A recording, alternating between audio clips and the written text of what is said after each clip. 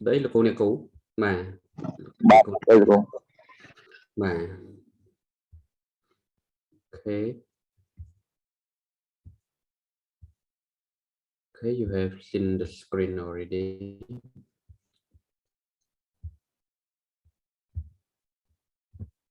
Screen này mình luôn một màn.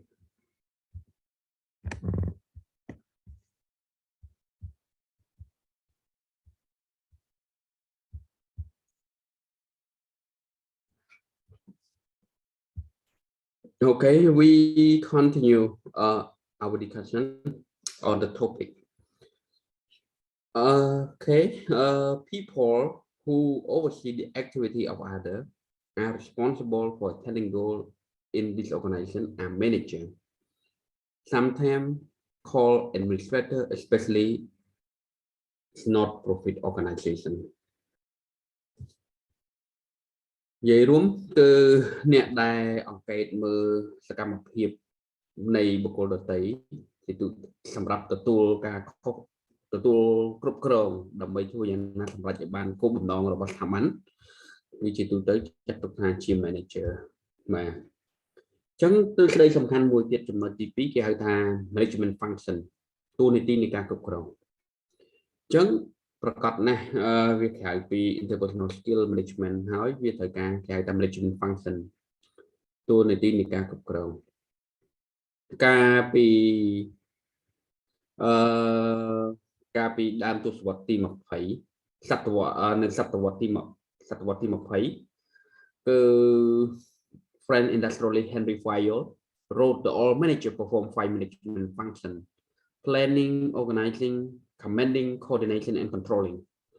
Right now it become to 4. មានន័យថាលោក Henry Fayol គាត់បានបង្កើតនៅទ្រឹស្ដីនៃគេហៅថា management function ដែលមាន5ទី1គឺបង្កើតផែនការនៅក្នុង management function បង្កើតផែនការគ្រប់គ្រងបញ្ជាសម្របសម្រួលនិងត្រួតពិនិត្យអញ្ចឹងបច្ចុប្បន្ននេះវាមកសល់4ពេលខ្លះហៅថា4ក៏បាន planning, organizing, leading and controlling តាមរៀបចំផែនការគ្រប់គ្រងដឹកនាំនិងត្រួតពិនិត្យដោយសារតែស្ថាប័ននានាកើតមានឡើងដើម្បីសម្រេចគោលបំណងរបស់ខ្លួន someone has to define those goals and the means for achieving them. Management is that someone. So we will watch the video regarding to Henry Fayol principle.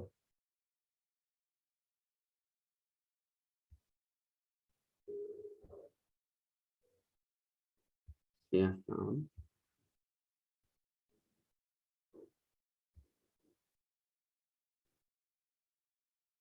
បាទអំបញ្ញមិញយើងនិយាយអំពី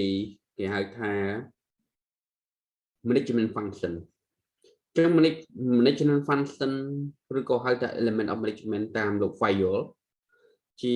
industrialist របស់បារាំងនៅសតវត្សរ៍ទី20គាត់បានលើកឡើងអំពីទ្រឹស្ដីទាំងអស់នេះអញ្ចឹងក្រៅពីមើលសៀវភៅគឺអ្នកទាំងអស់គ្នាយើងនឹងមើលវីដេអូមេរៀនទាំងអស់គ្នាទៅលើចំណុចគេហៅថា management element ឬក៏ management function មួយនេះឃើញវីដេអូទេឃើញគ្រូឃើញប៉ុន្តែបាទមិនទាន់បានដំណើរការឃើញរូបភាពណាអញ្ចឹងយើងចាប់ផ្ដើមស្ដាប់នៅវីដេអូនេះដោយយើងចិត្តដាក់ឲ្យ note ដោយខ្លួនឯងឬក៏យើងអាចចូលទៅមើល YouTube បានឬក៏អានសៀវភៅរបស់យើងកាន់តែច្បាស់ថែមទៀតក៏បានដែរសៀវភៅដទៃទៀតដែលមានបាទ as specific as possible. The next element is organizing, which means ensuring the material and human capacity requirement, forecasting and planning. Now, Henry Fayol was a managing director in a large French mining corporation for most of his life. Drawing upon his vast experience, he came up with a general theory of business administration. So he firstly broke management down into 5 distinct elements, which we're going to look at to begin with. The first element is forecasting and planning. Now, this means looking into the future and drawing up action plans. But the action plans drawn up should be flexible, accurate, and as specific as possible. The next element is organizing, which means ensuring the material and human capacity requirements are met. The next is commanding, which means to gain a thorough understanding of the requirements of the people who are actually performing the tasks, performing audits on these people, and being a commander actually means setting a good example by leading the way and setting a good example for others to follow. Coordinating, this means determining the timing and sequencing of the actual activities to be performed with optimal results in your mind. Now, controlling, this means ensuring that things go as per the plans which were set out. Now, errors, there's always going to be errors, and errors and deviations from the plan should be monitored, and corrective actions should then be taken. Now, on the basis of these elements are simple and easy to understand, and on the basis of these elements, he actually developed 14 essential principles of management with a view to improving managerial effectiveness. Now, what are these principles? The first principle is division of work. This means ensuring employees are given specialized roles. Now, when employees are specialized, the output will increase. This is because they become increasingly skilled and efficient because of repeatedly doing the same thing, and their efficiency levels will go up, and this will actually result in continuous improvement. Authority.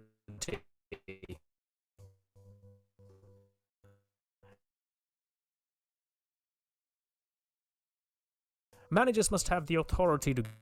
give orders.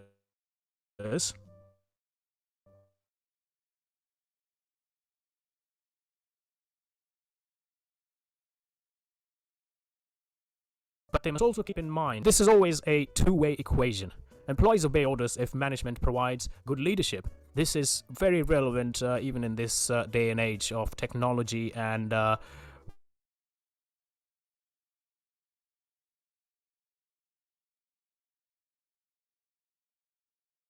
various ways where managers tend to organize and manage lines of command. Now, having various different supervisors can actually create a very chaotic sort of situation, and it is very important for the organization to be structured in a way that this is avoided. Unity of direction. Teams with the same objectives here should be working under the direction of one manager using one plan. Quite interesting, and this will automatically ensure that the action is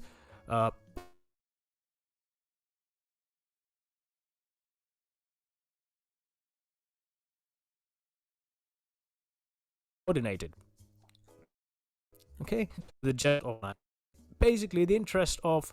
employees is very important, but the interests of any one employee should not be allowed to become more important than the interests of the group, and more so the organization. This will include managers as well. The interests of organizations should always come before any individual interest. Now, if you want to look at an example here, now in this situation where we've got a global pandemic and a lot of companies are struggling, the companies that are faring reasonably all right and will continue to fare all right are the organizations where the management has been looking at the requirements of the organization before their own requirements. You see, organizations being stable is one of the most important things in business. Now, the next principle is remuneration. Now, employee satisfaction depends on fair remuneration for everybody. This includes financial and non-financial compensation. So remuneration is also compensation. Sorry, it's a bit of a tongue twister for me. Steps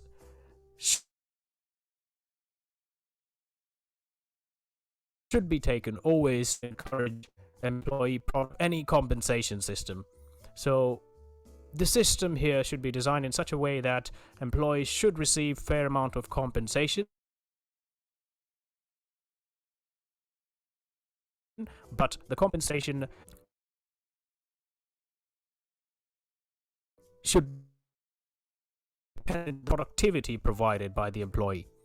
Centralization. This refers to how close employees are to the decision-making process, really. It is important to aim for a balance here. Balance is the key word here. The next principle is scalar chain. Now, employees should be aware of where they stand in the organization. It's always important for the employees to understand where they actually stand. What is their status in the organizational hierarchy? The next principle is order. The workplace facilities must always be orderly. They must always be clean, tidy, and safe for employees. If the employee, it will have an effect on their productivity. Now, duplication and waste should always be avoided, and this is ensuring that things are in order. Equity. Managers should be fair to all members of staff at all times. Discipline should be maintained, and discipline should be enforced when necessary. But it's also important to act with kindness and maintain a balance between, kindness and justice. Okay, now these are big words thrown around here, but it's the most important thing is to understand that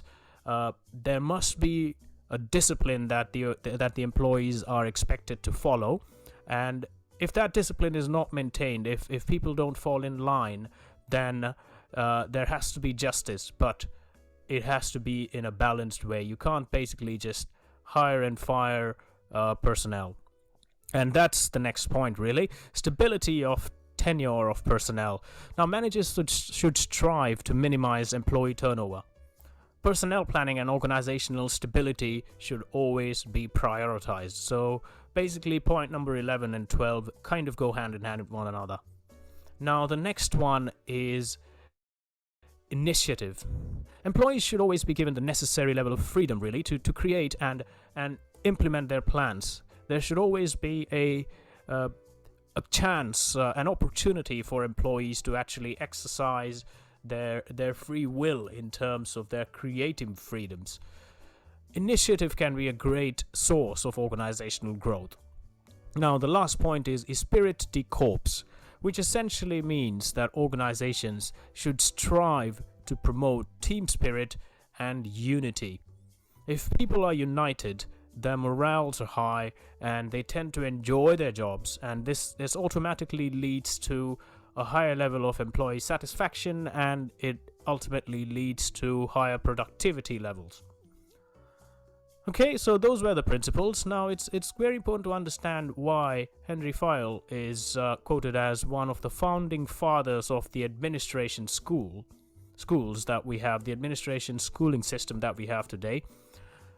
He was one of the first authors to look at organizations top down, to identify management as a process, and then to break it down logically, really. Now, this study laid the foundation of management and business administration training as we know today, because he has basically taught us to look at management in a way where it's a process. It can be looked at top down, and the most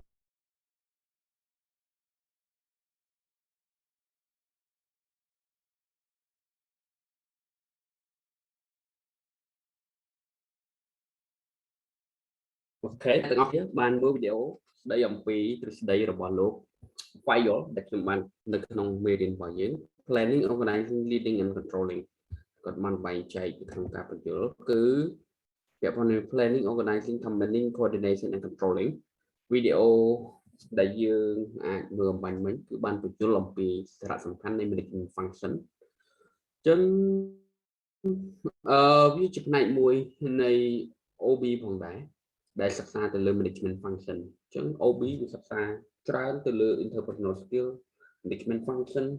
as well as the other thing that we will move on បាទអញ្ចឹង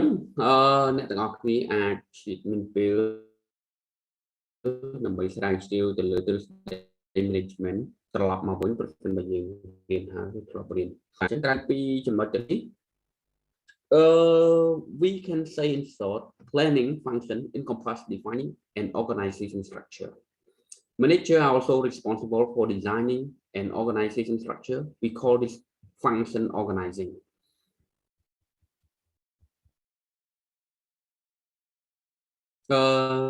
មានសំណួរអីទៀតបាទមានសំណួរអីចំណុចហ្នឹងឯងយើងបន្តទៅមួយចំណុចទៀត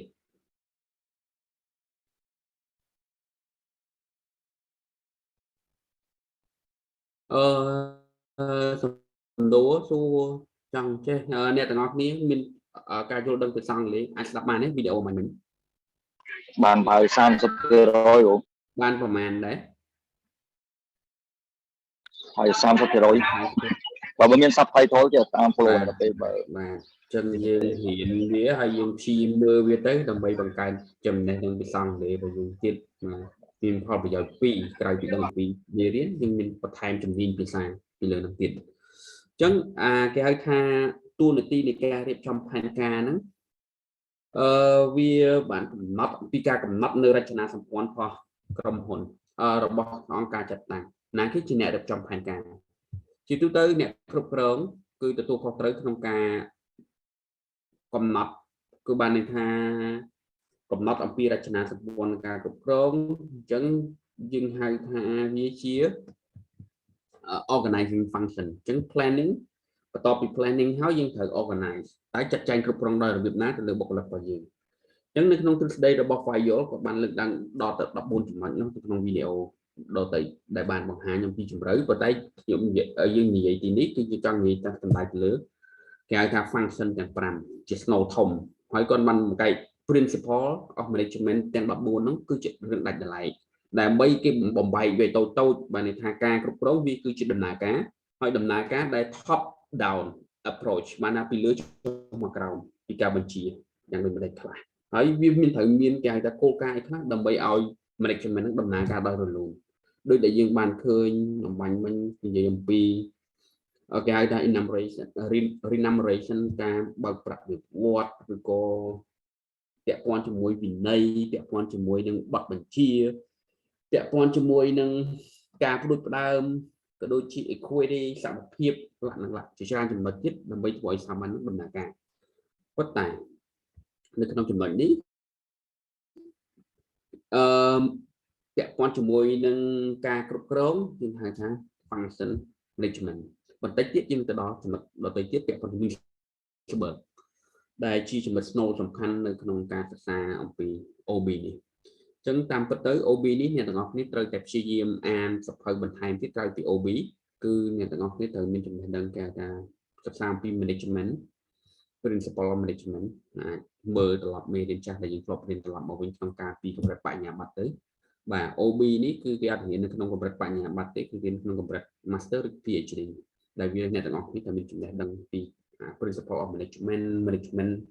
ឬក៏ public administration ហើយអស់ហើយបាទនេះគឺយើងរៀនកម្រិត executive យកទៅអនុវត្តនៅក្នុងស្ថាប័នឬកំណែទម្រង់ផ្សេង Every organization content people and it is management job to direct and coordinate those people. This is the leading function. Manager motivate employee, direct their activity, select the most effective communication channel, or resolve conflict among members they are engaging in leading. អញ្ចឹងយើងដឹងថាស្ថាប័នវាដឹកនាំនៅទូនាទីដឹកនាំរៀបចំផែនការគ្រប់គ្រងដឹកនាំបាទអញ្ចឹងអ្នកគ្រប់គ្រងនឹងគាត់ត្រូវដឹកនាំបុគ្គលិកដោយរបៀបណាគឺគាត់តាមរយៈការលើកទឹកចិត្តបុគ្គលិករបស់គាត់ដាក់បទបញ្ជា commanding បាទ direct the activity ណែនាំទិសដៅនៃសកម្មភាពនៃបុគ្គលិកក្រោមបង្គាប់ត្រូវធ្វើការអីបំពេញតួនាទីអីបាទឲ្យខ្លះដើម្បីសម្រេចហើយ manager ទាំងអស់នោះអ្នកគ្រប់គ្រងទាំងអស់នោះគេហៅថាជ្រើសរើសគេហៅថា channel បាទនៃទំនាក់ទំនងមួយដែលប្រកបដោយប្រសិទ្ធភាពបំផុតដូចដែលយើងលើកឡើងអំបញ្ញមិញហ្នឹង direct and indirect and both communication channel both direct and indirect អញ្ចឹងនៅក្នុងទំនាក់ទំនងវាមានការទំនាក់ទំនងដោយផ្ទាល់និងមិនផ្ទាល់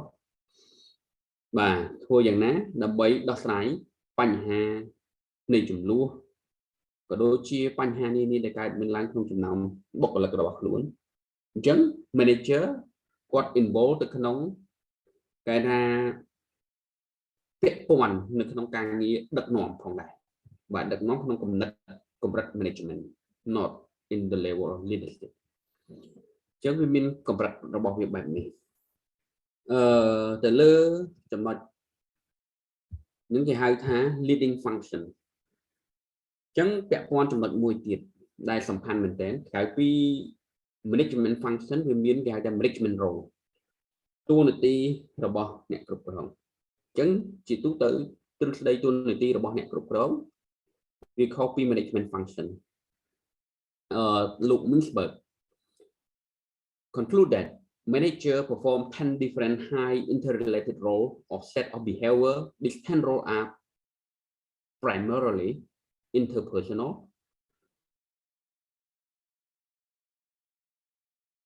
informational, search បាទអញ្ចឹង Mintzberg គាត់កំណត់ថាអ្នកគ្រប់គ្រងទាំងអស់គឺបំពេញនៅតួនាទី10ដាច់ដោយឡែកពីគ្នាទី1 interpersonal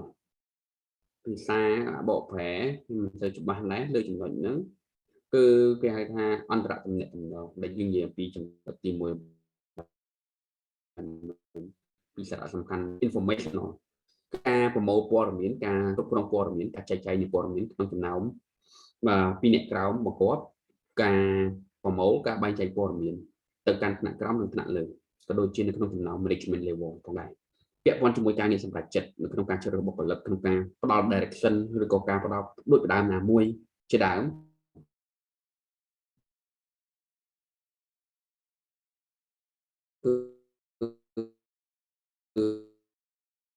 គឺជាគេហៅថាតួនាទីក្នុងការ required to perform duty that ceremonial and symbolic in nature. All managers also have a leadership role. This role includes hiring, training, motivating, and disciplining employees. Very simple way. បាទអញ្ចឹងយើងត្រូវដឹងថាអ្នកគ្រប់គ្រងទាំងឡាយគឺមានតួនាទីក្នុងការដឹកនាំផងដែរគេហៅថា leadership role ដែលរួមមានការជ្រើសរើសបុគ្គលិកការបណ្ដុះបណ្ដាលបុគ្គលិកដូចជាខាង HR ពេលដែលយើងត្រូវការផ្នែកណាមួយបុគ្គលិកយើងទៅកាន់ HR គាត់នឹងព្យាយាមស្វែងរកបុគ្គលិកតាម channel ផ្សេងៗវិធីសាស្ត្រផ្សេងៗដើម្បីរកអ្នកដែលមានសមត្ថភាពត្រឡប់មកយើងអញ្ចឹងគេហៅថាពេលដែលយើងបានបុគ្គលិកមកពេលខ្លះយើងត្រូវការមាន induction course training course ដែលអំពី specific ការងារមួយដែលខុសពីបទពិសោធន៍របស់គាត់ឬក៏បទពិសោធន៍គាត់មានហើយប៉ុន្តែយើងត្រូវ training មួយពាក់ព័ន្ធជាមួយស្ថាប័នរបស់យើងដើម្បីគាត់បានដឹងពីដំណើរការនៃការគ្រប់គ្រងចាត់ចែងត្រួតពិនិត្យនិងតាមដានរបស់ស្ថាប័នក៏ដូចជាការលើកទឹកចិត្តនិងក៏ដូចជាការដាក់វិន័យចំពោះនិយោជិតរបស់ខ្លួន The third role within the interpersonal grouping is the laying role or contracting under who provide the manager with information. The sales manager, for example, who obtain information from the quality control manager in his or her own company has an internal executive through a marketing trade association. He or she has an outside liaison relationship. តួនាទីទី3នៅក្នុងគេហៅថាការបង្កើតជាក្រុមនៅក្នុងអន្តរទំនាក់ទំនងហ្នឹងគឺតួនាទីប្រចាំថ្ងៃរបស់គាត់គឺ not contracting contacting other គឺតាក់ទំនាក់ទំនងជាមួយនឹងភាគីពាក់ព័ន្ធដទៃទៀតដូចជាផ្នែកលក់ឬក៏ផ្នែកទីផ្សារឬក៏អ្នកដទៃទៀតដែលផ្ដល់ឲ្យអ្នកគ្រប់គ្រងជាមួយនឹងព័ត៌មានអញ្ចឹងព័ត៌មានដែលទទួលបានឧទាហរណ៍ថាmanager ផ្នែកលក់គាត់បានទទួលព័ត៌មានពីនាយកគ្រប់គ្រងគុណភាពនៅក្នុងក្រុមហ៊ុនរបស់គាត់ដែលគាត់មានគេហៅថាអីគេ internal executive through marketing trade association ដែលមានទំនាក់ទំនងជាមួយនឹងស្ថាប័ន trade union ដទៃទៀតពាក់ព័ន្ធជាមួយគុណភាពនៃផលិតផលចុះថាតើគុណភាព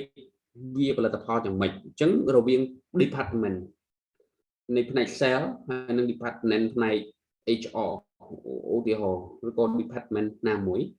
គាត់នឹងធ្វើការសហគ្នាផ្លាស់ប្ដូរព័ត៌មានទាំងអស់នោះដើម្បីធ្វើយ៉ាងណាឲ្យគុណភាពនៃផលិតផលគាត់ប្រសើរឡើងតាមរយៈ external contact បាទពីអ្នកដទៃទៀតអញ្ចឹងហៅថា interpersonal grouping ពីផ្នែកមួយទៅផ្នែកមួយពីផ្នែកមួយទៅសាជីវកម្មមួយឬក៏សមាគមមួយដើម្បី ផ្ដល់គ្រប់គ្រងព័ត៌មានទាំងអស់នោះដើម្បីធ្វើឲ្យសកម្មភាពប្រចាំថ្ងៃនៃផលិតផលរបស់ខ្លួននឹងកាន់តែល្អនិងកាន់តែប្រសើរឡើងអញ្ចឹង Mintzberg Manager Role អញ្ចឹងវាមាន figurehead leader ដែលខ្លីៗតែយើងនឹងស្ដាប់នៅវីដេអូមួយទៀតស្ដីអំពីរបស់លោក Mintzberg ដែលអ្នកទាំងអស់គ្នានឹងអាចកាន់តែយល់ហើយនឹងខ្លីៗនៅក្នុង slide របស់យើងហើយនៅក្នុងសភៅដែលខ្ញុំផ្ញើទៅក្នុងមេរៀនអ្នកទាំងអស់គ្នាបើសិនបើអានគឺពិតជាល្អខ្លាំងណាស់ខ្ញុំសង្ឃឹមថានិស្សិតទាំងអស់គ្នានឹងមានកាតព្វកិច្ចហើយព្យាយាមទទួលចំណេះដឹងនេះដើម្បីបង្កើនសមត្ថភាពរបស់ខ្លួនដើម្បីមានឱកាសខ្លាយទៅជាអ្នកគ្រប់គ្រងនិងអ្នកដឹកនាំតាមស្ថាប័នរបស់យើងរៀងៗខ្លួនឬក៏ការឡើងឋានៈទូនាទីណាមួយ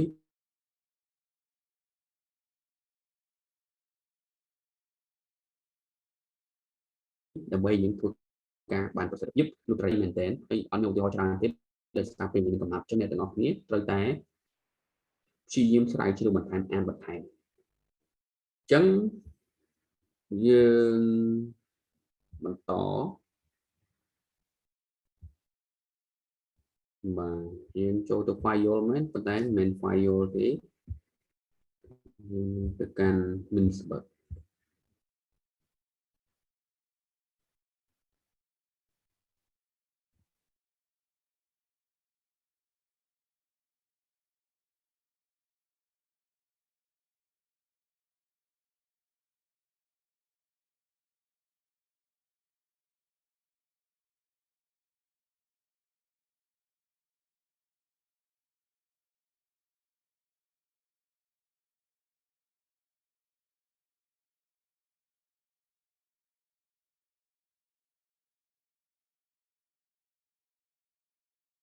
between.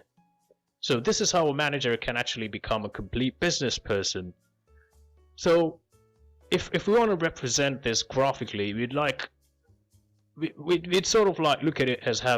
possessing 10 different hats to choose from, and choosing which hat to wear for which situation and how well to wear it is what defines a successful manager. Now let's look at this Mintzberg's roles graphically. Again, in my graphic, I've decided to represent each role as a hat, and there are 3 categories of roles essentially, and we'll understand why they're categorized as such through the course of the video. So the first set of categories, the first category rather, is interpersonal roles, and then there's informational roles, and then there is decisional roles. Now let's look at interpersonal roles. The first interpersonal role defined by Mintzberg is figurehead. So as a manager, you're expected to be a source of inspiration, so that's why a figurehead. And why is this an interpersonal role? Because this quality, this hat, is essentially about being somebody that people can turn to when they need help and support. So a manager not just leads, but is also sort of like a person you can approach to when you have a problem. It's also a manager projecting confidence and security from within himself. The second quality is that of a leader. A manager needs to lead the team towards a specific goal.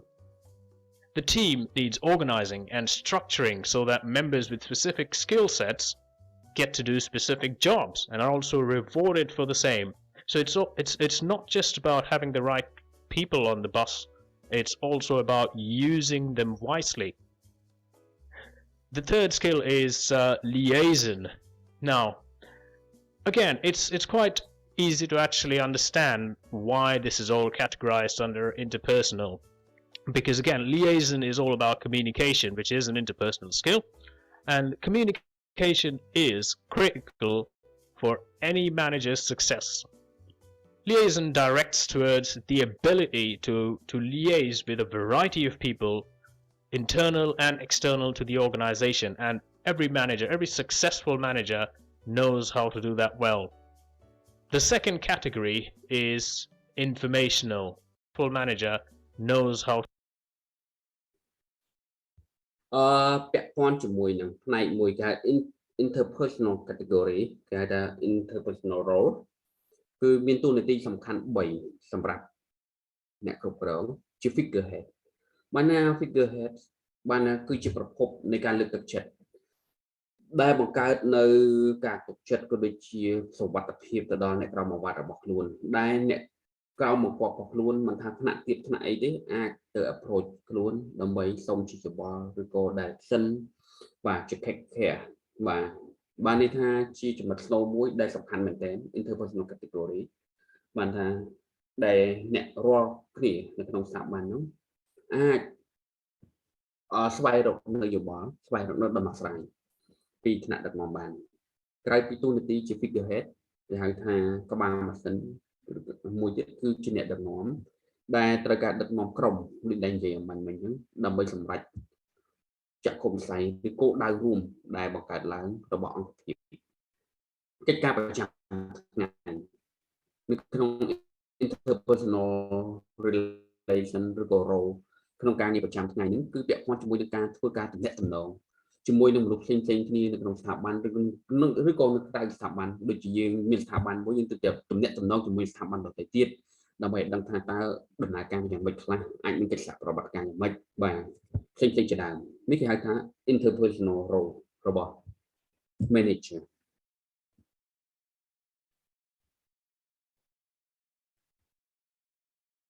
to do that well. The second category is informational. So the first skill under informational is to monitor. So how can a manager wear the hat of a monitor? Well, things are never really static in business, and successful managers will constantly monitor and track changes in their corresponding industry. Now this skill actually relates to being an industry expert as well as a management expert. A lot of industries need managers to be very knowledgeable about the industries and then bring about necessary changes to their management style to minimize risk and improve results. Disseminator. Now this skill direct towards getting important information out quickly and effectively to the rest of the team. So passing information down the layers to every individual member of your team. Managers collect information from various sources, and it is obviously important to pass it to the right person at the right time and on time. Spokesperson. A manager is obviously the figurehead or the head of the team, and as the head of a team, managers will be representing their team when it comes to meetings, announcements, etc. So it's also about being sort of an external motivator. So being a good spokesperson will ensure that others in the organization know about the great work being done by the manager's team. How will other people know about the wonderful effort that people in your team are putting in? If your manager takes on the role of a spokesperson, it ensures that in a larger organization,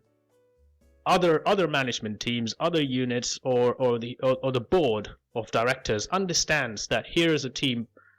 putting in the hard work and performing exceptionally well. The third set of roles is decisional roles.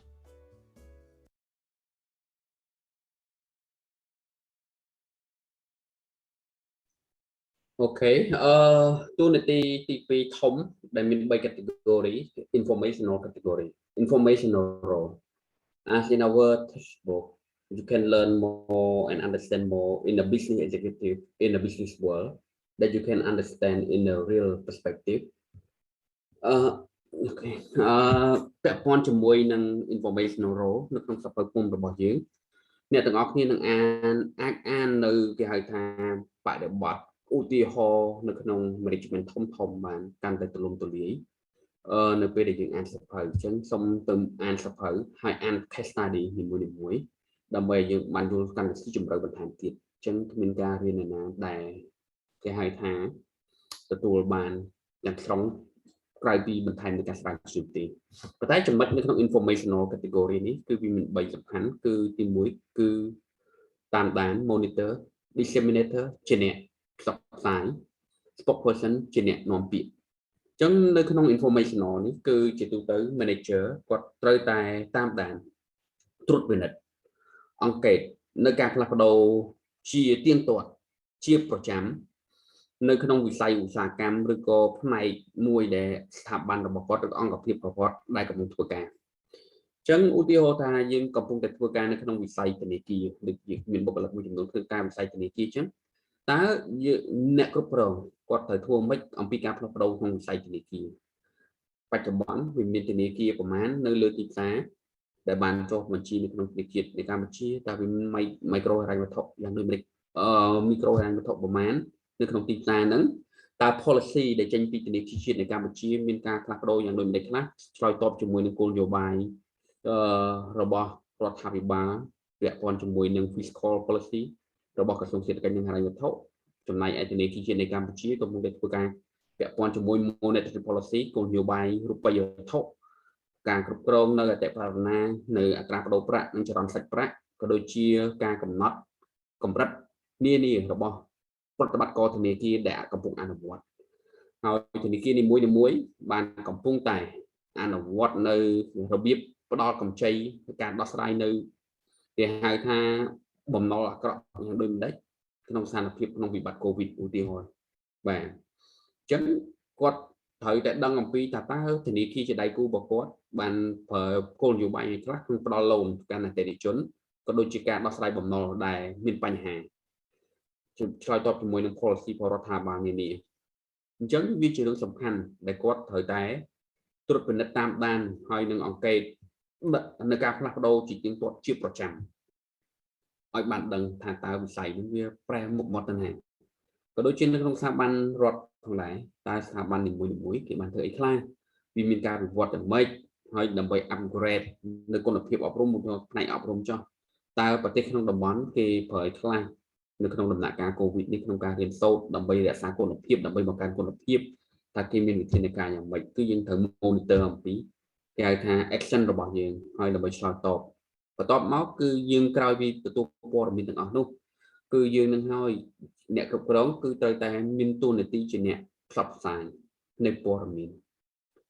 គឺយើងទទួលបានព័ត៌មានសំខាន់ពីដៃគូ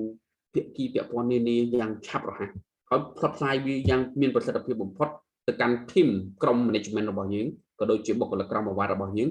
ដើម្បីយើងឆ្លើយតបឲ្យទាន់សភាពការនៃការប្រែប្រួលប្រសិនបើយើងឆ្លើយតបមិនទាន់សភាពការនៃការប្រែប្រួលទេអាជីវកម្មរបស់យើងនឹងអាចបរាជ័យក៏ដួលរលំឬក៏អាចឈានទៅដល់ខ្សែធនករណីវិបត្តិនៅប្រទេសស្រីលង្កាវិបត្តិបំណុលវាគឺជារឿងដ៏កម្របំផុតដែលប្រទេសមួយប្រកាសខ្សែធននៅពេលដែលធនធានធម្មជាតិសម្បូរបែបមូលហេតុគឺដោយសារតែការគ្រប់គ្រងព័ត៌មានមិនបានគ្រប់គ្រាន់ការដោះស្រាយមិនបានគ្រប់ជ្រុងជ្រោយគឺជាពិសេសក្នុងពាក់ព័ន្ធជាមួយនឹង informational role នេះតែម្ដងគឺ monitor គឺគាត់មិនអាចតាមដានឲ្យបានដឹងឲ្យស៊ីជម្រៅឲ្យច្បាស់លាស់ពីស្ថានភាពនៃសេដ្ឋកិច្ចស្ថានភាពនៃវិបត្តិសុខភាពសាធារណៈដែលប៉ះពាល់ទៅដល់ចរន្តទឹកលុយរបស់គាត់ជាដើមដែលធ្វើឲ្យគាត់ហ្នឹងមិនមានលទ្ធភាពសងបំណុលសងការប្រាក់សងប្រាក់ដើមទៅគេទេដោយសារតែ business ទាំងសេដ្ឋកិច្ចទាំងអញ្ចឹងនៅពេលអាជីវកម្មទាំងរដ្ឋក៏បាត់ចំណូលបាត់អីជាដើមនឹងធ្វើឲ្យគាត់មានបញ្ហាហើយគាត់អាចប្រហែលជាក្នុង management របស់គាត់มันមានអ្នកដែលបំពេញតួនាទីជាអ្នកគេហៅថា disseminator ចែករំលែកព័ត៌មានដ៏ល្អក្នុងចំណោមក្រុមហើយឆ្លើយតបឲ្យបានរហ័សហើយនៅក្នុងចំណុចនេះវាជារឿងសំខាន់មួយដែរនៅក្នុងបរិបទនៃ COVID-19 នេះគឺយើងបានឆ្លើយតបរហ័សយើងបានអង្កេតតាមដានទៅលើការប្រែប្រួលនៃជំងឺ COVID ហើយក៏ការវិធានការឆ្លើយតបនៅក្នុងប្រទេសនេះក្នុងតំបន់ដែលយើងបានរដ្ឋាភិបាលបានសម្រេចចិត្តជ្រើសរើសការចាក់វ៉ាក់សាំងបាច់ផ្សាយភាគវ៉ាក់សាំងទូទាំងប្រទេសបង្កើននូវភាពស៊ាំនៅក្នុងសេដ្ឋកិច្ចដែលងាយជំរុញនឹងការបើកសេដ្ឋកិច្ចត្រឡប់មកវិញឲ្យឆាប់រហ័សនេះក៏ជាការសម្រេចចិត្តមួយដែលធ្វើឲ្យយើងគេហៅថាមានសុវត្ថិភាពផ្នែកសុខភាពសាធារណៈនៅពេលបច្ចុប្បន្ននេះទោះបីជាបញ្ហាថវិការបស់យើងមានព្រំដែនកម្រិតក៏ដោយគឺរដ្ឋាភិបាលបានចាយលុយប្រហែលជាខ្ទង់$2000 លានពីទុនបម្រុងរបស់ជាតិដើម្បីដោះស្រាយបញ្ហាហានិភ័យជំនួយទាំងអស់នោះយើងយកមកប្រើប្រាស់ដើម្បីជួយផ្នែកសុខភាពសាធារណៈនិងផ្នែកសង្គមកិច្ច Social Protection Fund ក từ lơ tech transfer từ lơ cái hai thang garment worker vulnerability employee in the service industry like in tourism etc ដែលបានទទួលផលប្រយោជន៍ទាំងអស់នោះអញ្ចឹង discriminator គឺជាកត្តាមួយចម្បងសំខាន់ឃើញថាចំណុចនេះប្រសិនបើយើងអាចប្រមូលព័ត៌មានហើយចែកចាយព័ត៌មានឲ្យបានគ្រប់គ្រាន់ជួយទាន់ពេលវេលាដែលងាយស្រួលក្នុងការគ្រប់គ្រងនៅសភាពការគឺយើងអាចធ្វើការដោះស្រាយបានលឿនរហ័សផងដែរពាក់ព័ន្ធចំណុចមួយទៀតគឺជាអ្នកនាំពាក្យបានន័យថាការជាអ្នកតំណាងឲ្យក្រុមនៅក្នុងអង្គប្រជុំឬស្តីប្រកាសណាមួយដែលយើងពំនាំអំពីសមិទ្ធផលទីក្តីសម្រាប់បានរបស់ក្រុមពីការចូលរួមផ្លាក់នឹងដែលវាជាកត្តាសំខាន់មួយអញ្ចឹង informational role មានចំណុច3នេះដែលយើងត្រូវយកចិត្តទុកដាក់បានក្នុងភាពជា manager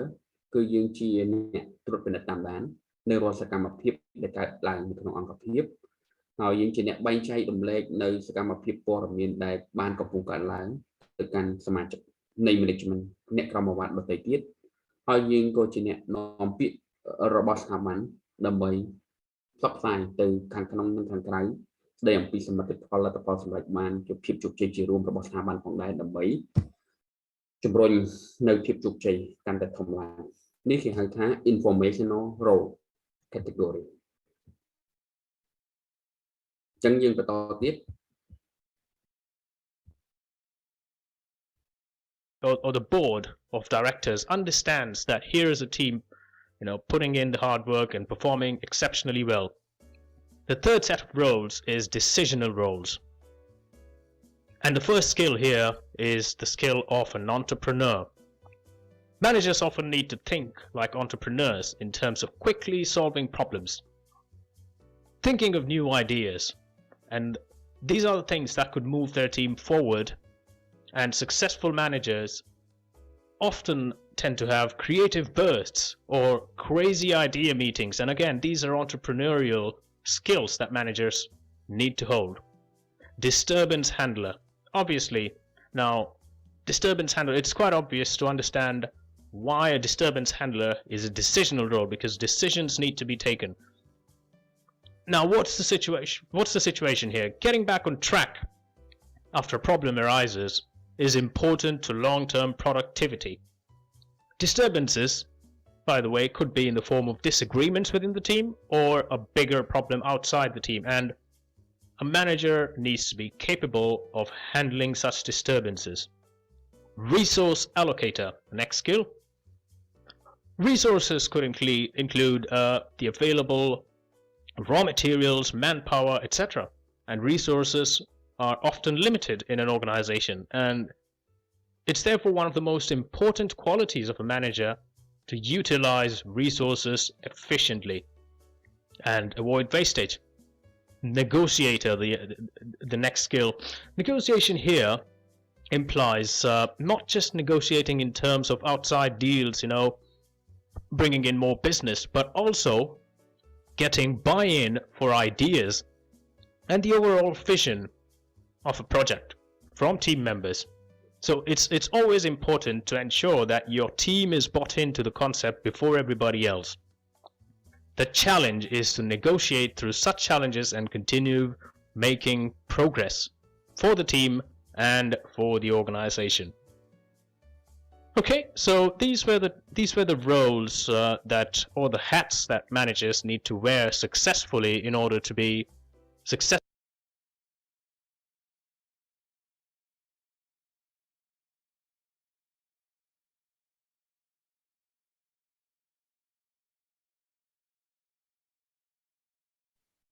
Okay,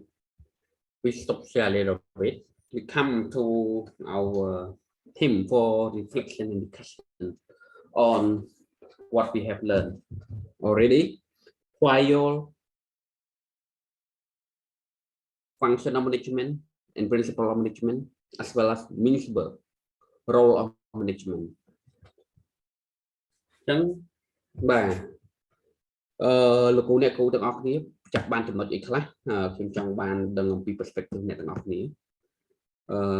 ព្រោះចង់បាទវាខ្លីៗព្រោះព្រោះប៉ុន្តែអ្វីដែលយើងយល់ពីចំណុចទាំងអស់នោះ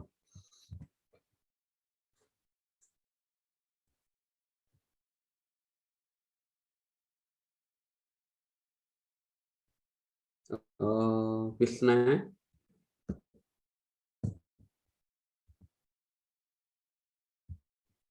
សុខវាសនា លោកគ្រូអត់សូវយល់ហង បាទចាប់បានអីខ្លះបាទពេលដែលគេវីដេអូហើយខ្ញុំបញ្យល់ចាប់បានចំណុចណាខ្លះអត់យល់ចំណុចណាខ្លះបាទអាចលើកឡើងដើម្បីយើងមកពេញបន្ថែម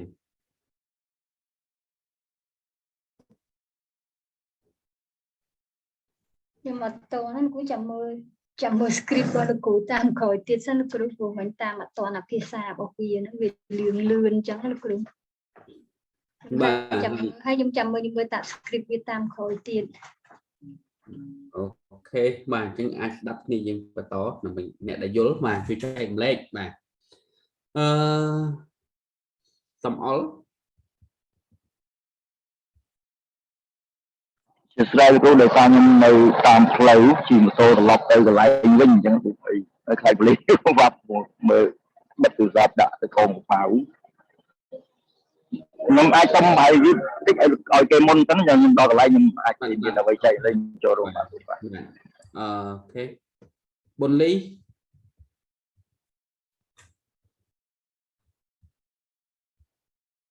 ខ្ញុំអត់មានអីលោកគ្រូ អត់មានអីអត់យល់ហ្មងអ្នកគ្រូគុណលី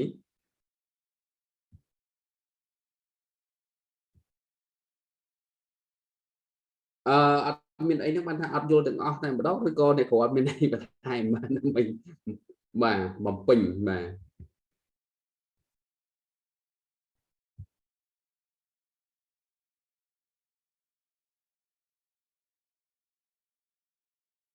បាទកំលីពុតកំលី បាទជាស្រ័យលោកគ្រូអត់តន់នេះបងនៅបើកឡានតាមផ្លូវជាស្រ័យគ្រូអត់តន់និយាយបងអរគុណលោកគ្រូ ស្ដាប់បានទេមិញហ្នឹងបាទបើកឡានតាមផ្លូវមិនបានមើលវីដេអូទៅ ដោយសារមានតរៈឧស្សាហ៍ចាំបាច់បន្តិចលោកគ្រូបាទជាស្រ័យបាទ បាទអូខេអញ្ចឹងយើងមើលមេរៀនរបស់យើងបាទថ្ងៃឡើងបានខ្ញុំបែងចែកក្រុមបាទដើម្បីធ្វើសាំមិនលោកគ្រូគឹមគូបាទមានយោបល់មួយចំនួន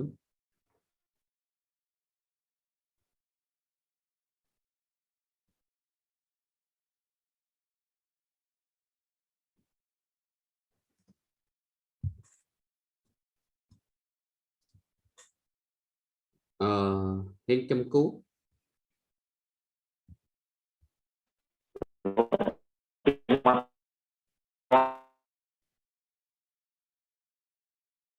ស្ដាប់អត់បានអ៊ីនធឺណិតបាទ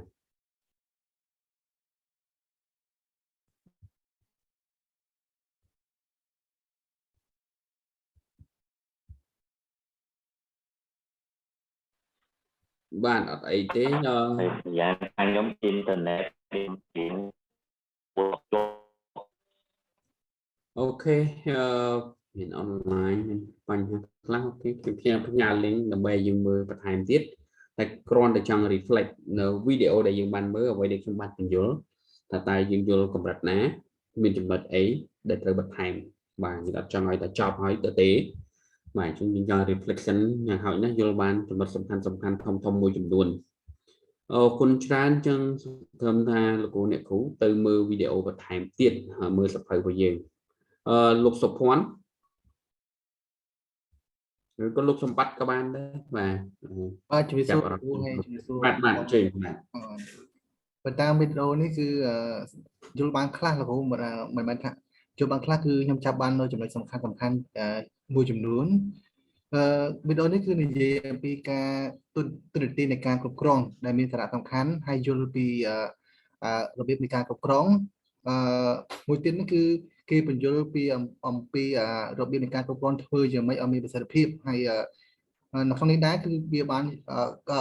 វីដេអូនេះបានគឺឆ្លប់បញ្ចាំងអំពីការគ្រប់គ្រងមុខចំនួនធ្វើយ៉ាងម៉េចឲ្យបានជោគជ័យគឺវាមានទូនាទី10បាទហើយ តួនាទី10 rule ហ្នឹងគឺបញ្យល់ពីធនទីមួយហ្នឹងពីរបៀបគ្រប់គ្រងក្នុងការធ្វើមុខចំនួនលោកគ្រូសូមសំខាន់តែប៉ុណ្្នឹងគ្រូអរគុណច្រើនបាទ បាទអញ្ចឹងតួនាទីសំខាន់3មានអីខ្លះតួនាទីសំខាន់3ของ Mintzberg បាទសមាជិកដទៃទៀត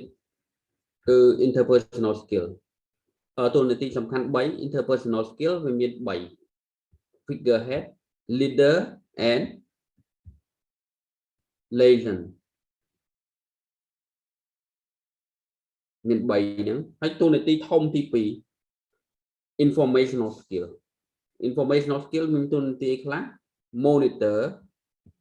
ទៅទៀត disseminator and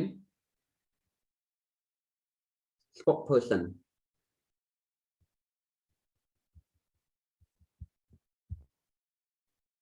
តួនាទី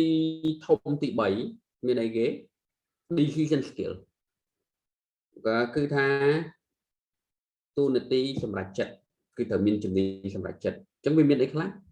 គឺវាមានភាពជា entrepreneur មាន4ចំណុចគឺ entrepreneur disturbance handler resource allocator and negotiator អញ្ចឹងវាមានទាំង10ចំណុចនៅក្នុង Mintzberg និយាយអំពីតួនាទីរបស់អ្នកគ្រប់គ្រងគឺវាមាន3ធំទី1គឺពាក់ព័ន្ធជាមួយនឹងតួនាទីនៅក្នុងអន្តរតំណែងរវាងបុគ្គលិកដែលមាន3ចំណុចអំបញ្ញមិញបានជា figurehead ដូចដែលខ្ញុំបានបញ្យល់ពីដើមអញ្ចឹងតើអីគេគឺជាក្បាលម៉ាស៊ីនមួយដែលអ្នកក្រមអវត្តទាំងអស់គាត់អាចមានទំនុកចិត្តគាត់ចង់មានបញ្ហាគាត់មានយោបល់គាត់មានមតិយើងជាអ្នកស្ដាប់ជាអ្នកសម្របសម្រួលរាល់បញ្ហាទាំងអស់រាល់ចំនួនរវាងគាត់និងថ្នាក់ដឹកនាំរបស់គាត់គឺយើងជាអ្នកដែលគួរឲ្យទុកចិត្តបាទហើយគឺជាអ្នកដែលបង្កើត trust និង confidence នៅក្នុងស្ថាប័ន figurehead តួនាទីសំខាន់អញ្ចឹងយើងនឹងរំលឹកនៅតួនាទីនីមួយៗទាំងអស់គ្នាបាទខ្ញុំមើលហើយខ្ញុំត្រូវការឲ្យអ្នកទាំងអស់គ្នាដើម្បីឆ្លើយ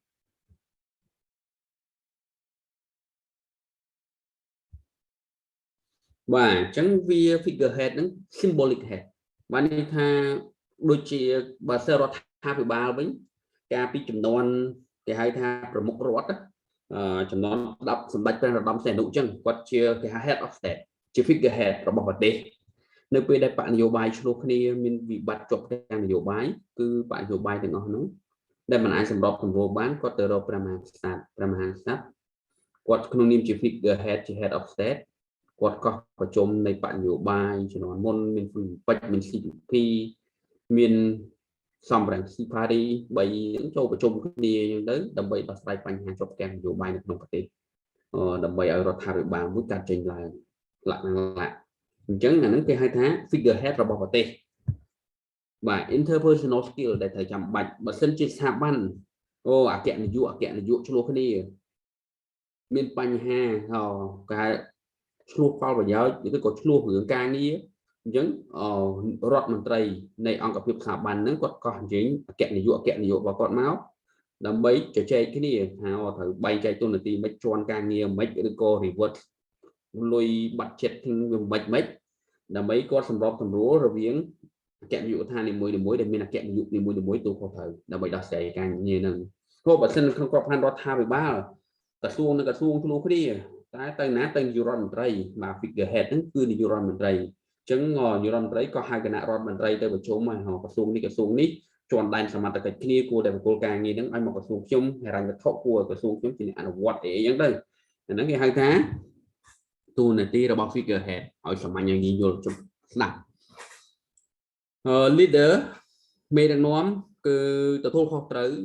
សម្រាប់ការលើកទឹកចិត្តក៏ដូចជាការផ្ដល់នៅទិសដៅការងារដល់បុគ្គលិកអញ្ចឹងយើងជាមេដឹកនាំ do the right thing តួនាទីរបស់អ្នកគ្រប់គ្រងគឺ do the right thing ត្រូវបំពេញតួនាទីជាអ្នកដឹកនាំបានន័យថាត្រូវចាត់ទុកអ្នកក្រមបង្គាប់ហ្នឹងគឺជាអ្នកក្រមអាវត្តរបស់ខ្លួនដូចគ្នាមិនបានបែងចែកក្រុមបកពួកទេគឺត្រូវការលើកទឹកចិត្តគេដោយដែល principle របស់ fire គាត់និយាយអញ្ចឹង remuneration ការផ្ដល់ប្រាក់លើកទឹកចិត្តប្រាក់រង្វាន់ហ្នឹងវាត្រូវតែមានគោលការណ៍មួយច្បាស់លាស់មានថាក្រុមនេះក្រុមនោះច ចឹងវាអត់មានភាពស្មើគ្នាវាធ្វើឲ្យមានចំនួននៅផលប្រយោជន៍កើតឡើងចឹងជាមេដឹកនាំត្រូវតែធ្វើជារឿងដែលត្រឹមត្រូវគឺមិនត្រូវលំអៀងប៉ុន្តែត្រូវប្រកាន់គោលការណ៍នៃការងារជារឿងសំខាន់បង្កើតប្រព័ន្ធលើកទឹកចិត្តមួយដែលមនុស្សគ្រប់រូបបុគ្គលិកទាំងអស់សប្បាយចិត្តជាមួយនឹងប្រព័ន្ធតែមួយមនុស្សទាំងអស់ព្យាយាមសម្រេចចក្ខុវិស័យរួមស្ថាប័នដែលបានបង្កើតឡើងហើយផ្ដល់នៅការណែនាំទិសដៅដល់បុគ្គលិកក្រុមបង្គាប់ថាត្រូវខ្វះអីទៅធ្វើអីដើម្បីឲ្យពួកគាត់ហ្នឹងពង្រឹងសមត្ថភាពរបស់គាត់ឲ្យកាន់តែខ្ពស់ឡើងមិនមែនវឹបស្ដីបន្ទោសវឹបជេរស្ដីថាឲ្យឬក៏គំរាមដកចេញពីការងារបណ្ដឹងចេញអីជាដើមគឺវាមិនមែនជារឿងដែលមេដឹកនាំត្រូវនិយាយទេមេដឹកនាំគឺមានទិសដៅមួយធ្វើយ៉ាងណាលើកទឹកចិត្ត inspire provide direction to the employee ចឹងបុគ្គលិកទាំងអស់បាទគាត់ប្រសិនបើមេរបស់គាត់គេថាមានសុភវិនិច្ឆ័យមានគុណតម្លៃមានគុណធម៌មានការចង្អុលបង្ហាញច្បាស់លាស់គាត់សុខចិត្តធ្វើការប្រកបជាបង្កើននៅសមត្ថភាពការងារកាន់តែច្រើនឡើងដើម្បីមួយការទទួលខុសត្រូវមួយទៀតគឺជាការលើកទឹកចិត្តបាទដោយសារតែការផ្ដល់ឱកាសដើម្បីកែតម្រូវនេះគឺជាចំណុចសំខាន់នៅក្នុង management role ជាពិសេស interpersonal skill នេះតែម្ដង liaison អញ្ចឹងអ្នកដឹកនាំគឺគាត់មានតួនាទីមួយគឺរក្សាបណ្ដាញ network គឺគេហៅថាបង្កើតគេហៅថា alumni ឬក៏បណ្ដាញគឺថាចូលជាសមាគមចូលជាគេហៅថាទំនាក់ទំនងជាមួយស្ថាប័នផ្សេងៗហ្នឹងដើម្បីផ្ដល់នៅគេហៅថាជាជំរើសនានាឬក៏ព័ត៌មាននានាដល់ក្រុម team នៅក្នុងអង្គភាពក៏ដូចជាការផ្ដល់នៅព័ត៌មានពីភាពជោគជ័យពីភាពលេចធ្លោរបស់អង្គភាពរបស់ខ្លួនទៅកាន់មហាជនទៅកាន់អ្នកដទៃដើម្បីជាគំរូដើម្បីភាពរីកចម្រើនដទៃទៀតបាទការចូលរួមទៅក្នុងសមាគមអីចឹងទៅឧទាហរណ៍យើងជាក្រុមហ៊ុនសមាគមនាំស្រូវអង្គសមាគមយើងជាក្រុមហ៊ុនផលិតស្រូវអង្គយើងចូលទៅក្នុងសមាគមស្រូវអង្គអញ្ចឹងយើងប្រមូលព័ត៌មានពីសមាគមស្រូវអង្គអ្នកដទៃទៀតផ្សេងស្ដីអំពីតម្លៃស្បៀងអាហារលើពិភពលោកតម្លៃស្រូវអង្គតម្លៃ logistics ផលប៉ះពាល់ផ្សេងដើម្បីយកមកផ្សព្វផ្សាយក្នុងក្រុមហ៊ុនស្រូវអង្គរបស់យើងថាតើកំពុងតែមានអីកើតឡើងនៅក្នុងវិស័យស្រូវអង្គក៏បទពិសោធន៍របស់សមាគមផ្សេងអ្នកផលិតផ្សេងក្នុងវិស័យហ្នឹងមានអីខ្លះជាបទពិសោធន៍សិក្សាចំណុចវិជ្ជមានអវិជ្ជមានតើអ្វីដែលគួរធ្វើអ្វីដែលគួរជៀសវាងលក្ខណៈខ្លួនឯងហ្នឹងមានបទពិសោធន៍របស់ខ្លួនក្រុមហ៊ុនស្រូវអង្គរបស់ខ្លួនចែករំលែកទៅក្នុងសមាគមដើម្បីបានជាផលប្រយោជន៍របស់សមាគមហ្នឹងដើម្បីធ្វើយ៉ាងណាឲ្យស្រូវអង្គរបស់សមាគមហ្នឹងដែលមានភាគីពាក់ព័ន្ធចូលរួមទាំងអស់ហ្នឹងคล้ายទៅជាសមាគមមួយដែលស្វែងរកទីផ្សារផ្ដល់ព័ត៌មានចែករំលែកបទពិសោធន៍ទៅវិញទៅមកធ្វើឲ្យសមាគមស្រូវអង្គហ្នឹងវារីកចម្រើនវាកាន់តែ grow វាកាន់តែធំធាត់បាទជួយគ្នាទៅវិញទៅមកនៅក្នុងស្ថានភាពនេះអញ្ចឹងគេហៅ liaison ហ្នឹងគឺទំនាក់ទំនងហ្នឹងតោះនេះ3ចំណុចអំបញ្ញមិញគេហៅថា interpersonal role បាទគ្រូតនបាទគ្រូបាទអ្នកគ្រូច្បាស់អត់តនអត់កន្លែងហ្នឹងបានលោកតនបាទអញ្ចឹងយើងចាប់អាកលឹះវាសំខាន់នេះបាទ informational role វាមាន3បាទ figurehead leader and liaison informational role វាមាន3ទៀតវាមានអីគឺ monitor ដូចដែលបានមើលវីដេអូដូចដែលខ្ញុំបញ្ចូលក្នុងវីដេអូឥឡូវយើងបញ្ចូលទៀតគឺយើងជាអ្នកតាមដានគឺយើងទទួលនៅព័ត៌មានទូលំទូលាយផ្សេងដើម្បីអីគេដើម្បីតាមដានត្រួតពិនិត្យនិងវិតម្លៃអំពីសកម្មភាពរបស់យើងដើម្បីចាត់ចែងការងាររបស់យើងយើងបានព័ត៌មានពីខាងក្នុងពីខាងក្រៅមកយើងបែងចែកនៅក្នុងការងាររបស់យើងនៅក្នុងអង្គភាពរបស់យើងថាតើវាទៅដល់ណាសកម្មភាពរបស់យើង tracking មានការផ្លាស់ប្ដូររបៀបណានៅលើទីផ្សារឧទាហរណ៍ដូចមិញអញ្ចឹងគឺ informational មិញហ្នឹងគឺរក្សា network រក្សាទំនាក់ទំនងចូលបណ្ដាញសមាគមចូល MOU ហើយគឺ informational skill ហ្នឹងគឺគាត់ monitor អញ្ចឹងគាត់ monitor អំពីវិស័យមិញនិយាយពីឧទាហរណ៍វិស័យសមាគម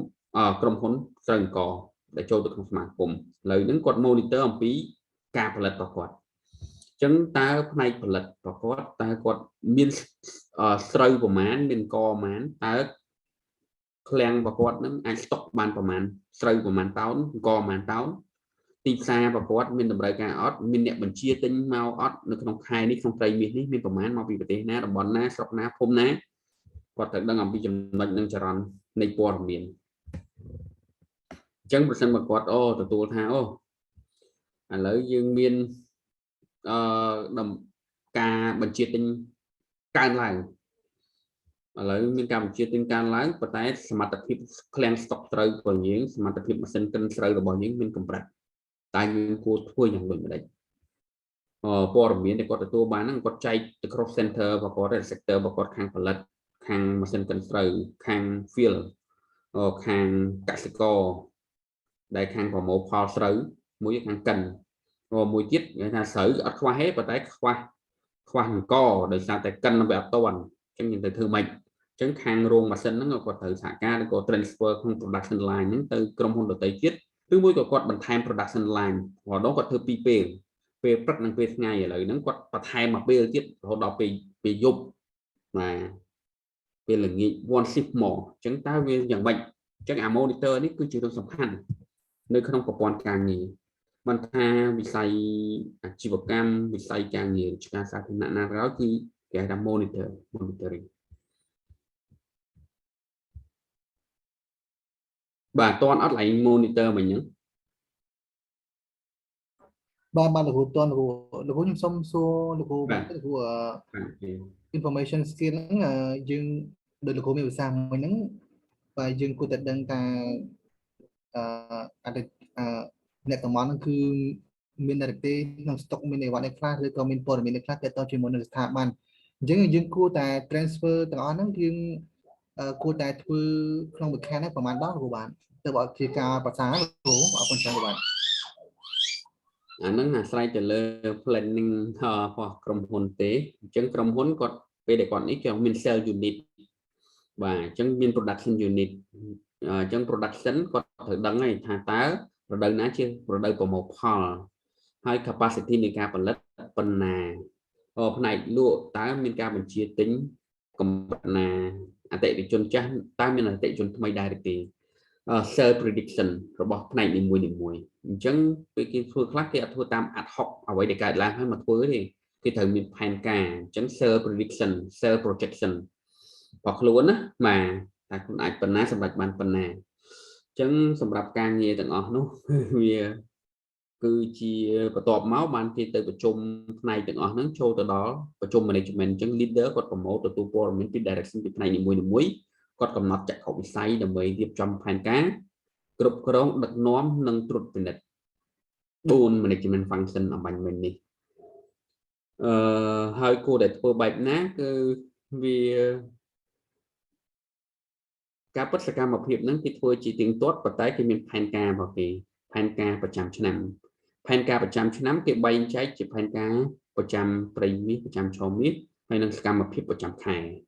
ហើយសកម្មភាពប្រចាំខែគេបែងចែកទៅជា activity ប្រចាំសប្តាហ៍ហើយ activity ប្រចាំសប្តាហ៍គេបែងចែកជា activity ប្រចាំថ្ងៃ activity ប្រចាំថ្ងៃគេបែងចែកជា activity តាមម៉ោងពេលព្រឹកពេលថ្ងៃធ្វើអីទៀតដូច agenda នៅយើងប្រជុំអញ្ចឹងតោះនេះឡើយហ្នឹងបាទគ្រូបាទអរគុណច្រើនគ្រូបាទ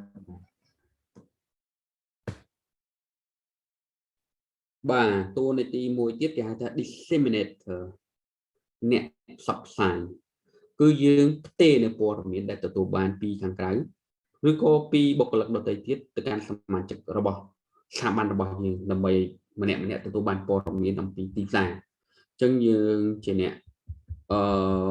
សម្របសម្រួលអ្នកតំណែងមិនមែនតែបុគ្គលិកឲ្យតែបុគ្គលិកធ្វើតការទៅមិនដឹងខ្យល់អីទេអាហ្នឹងក៏ជាសំខាន់មួយដែរដែលអង្គភាពត្រូវពិចារណាហើយកែច្នៃឡើងវិញអញ្ចឹងអា policy ឬក៏ direction អីយើងបានជាគេឲ្យមានការប្រជុំប្រចាំខែជាមួយនឹងបុគ្គលិកអីចឹងបាទ management meeting ជារឿងមួយប្រជុំប្រចាំខែក្នុងចំណោម management យើងអាចធ្វើឲ្យទៀងទាត់ទៅ management meeting ហើយវាមាននៅគេហៅថា department meeting វាមាន department meeting មួយទៀតប្រចាំខែឬក៏ប្រចាំ2ខែម្ដងឬក៏3ខែម្ដងទៅតាមភាពចាំបាច់ប្រសិនបើយើងធ្វើ management meeting ប្រចាំខែយើងគួរតែ department meeting ប្រចាំខែដែរមួយហេតុអីគឺនៅពេលដែលយើងប្រជុំបានណា manager តាមផ្នែកនីមួយៗប្រជុំជាមួយនឹង manager តាមផ្នែកដទៃទៀតមក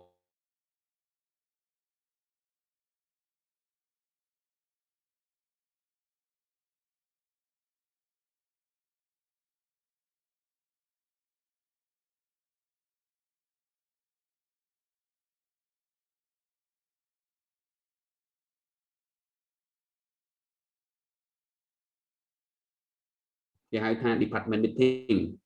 ប្រជុំរបស់ក្រុមអញ្ចឹងពំនាំនៅរបៀបវរៈនៃការប្រជុំលទ្ធផលដែលសម្រេចបានទៅដល់ក្រុមបង្គាប់របស់ខ្លួនបានន័យថាអ្វីដែលខ្លួនបានលើកឡើងមានចំណុចអីខ្លះដែលបានដោះស្រាយចំណុចខ្លះដែលនៅសល់គួរធ្វើអីតទៀតភាសាមួយក្រុមការងាររបស់ខ្លួនហើយទទួលព័ត៌មានពីអង្គភាពទាំងមូលតែម្ដងថាតើស្ថានភាពអង្គភាពទាំងមូលនឹងបានទៅដល់ចំណុចណាស្ថិតនៅក្នុងស្ថានភាពដូចម្ដេចដើម្បីឲ្យបានន័យថាអ្នកក្រមបង្គាប់នឹងស្ថិតនៅក្នុងបន្ទាត់តែមួយដឹងព័ត៌មានគ្រប់ជ្រុងជ្រោយរបស់ស្ថាប័នរបស់ខ្លួនបានមិនឯកទេសផ្នែករបស់ខ្លួនហើយប៉ុន្តែដឹងការវិវត្តរបស់ស្ថាប័នរបស់ខ្លួនដឹងពីផ្នែកដទៃទៀតអញ្ចឹងបុគ្គលិកទាំងអស់ហ្នឹងគាត់អាចការ transfer មកពីផ្នែកមួយទៅផ្នែកមួយអញ្ចឹងការងារកដោបទាំងមូលអាចជួយគ្នាទៅវិញទៅមកនេះគឺជា model មួយដែលល្អនិងជោគជ័យបើសិនបើយើងខ្វះទេគួរតែយើងបង្កើតរបៀបប្រជុំអញ្ចឹងទៅបាទដើម្បីឲ្យស្ថាប័នរបស់យើងនឹងទទួលបានព័ត៌មានស្វែងរកនៅដំណោះស្រាយចំពោះបញ្ហាប្រឈមដែលកើតឡើងហើយនឹងស្វែងរកឱកាសរួមគ្នាអញ្ចឹងបើ management គិតតែប្រជុំគិតតែធ្វើ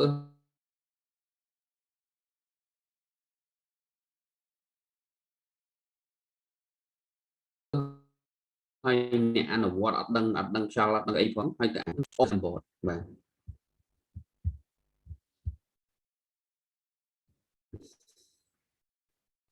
តួនាទីមួយទៀតគឺជា spokesperson បាននិយាយមិនអញ្ចឹងគឺយើង transmit information to outsider on organizing plan policy action and result so as expert on organization industry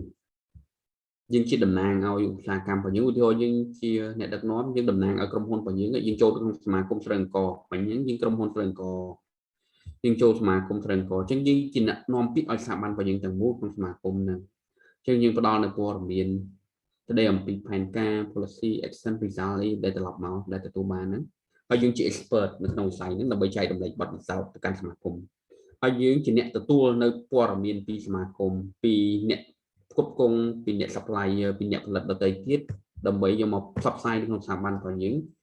ជា best practice ជា best experience ឡាក់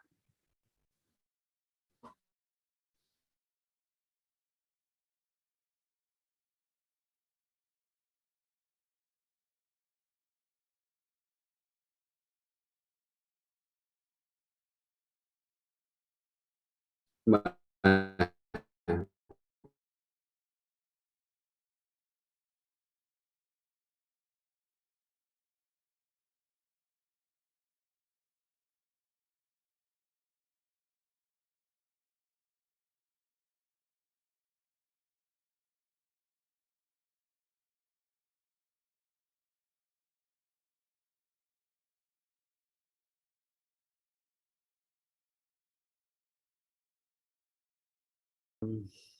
គង់មករា